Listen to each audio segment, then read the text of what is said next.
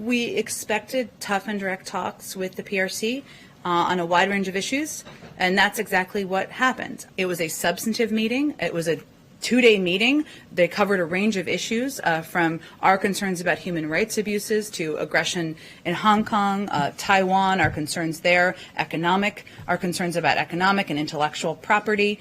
And we also, of course, talk about ways we can work together. So we're taking stock of where we are. This is where we are now. But in terms of the next steps, Anchorage was a standalone meeting, and we don't have anything more to determine about what's next. And today the U.S., EU, and other countries announced new sanctions on China with respect to human rights abuses.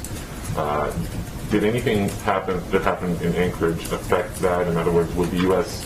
have not participated in that had certain conditions been met? Is there any link between the two? And what next steps do you think? China has retaliated against the EU. Do you expect U.S. retaliation?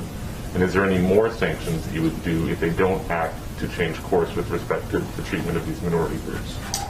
Well, on the first question, I'm not aware of any linkage or plans to pull that back. Obviously, this was a reaction to what we felt were serious human rights abuses. Obviously, the Europeans felt this as well against members of Xinjiang's ethnic and religious minority groups. And no meeting would change our concerns related to that. And we took action, as you noted, but I don't have anything to predict for you on future sanctions. Obviously, this is an issue that was raised in this meeting last week and was an issue that was raised by the president in his conversation with President Xi just a few weeks ago. What will the U.S. do, if anything, if China doesn't change its approach? Is this sort of a one-stop sanction?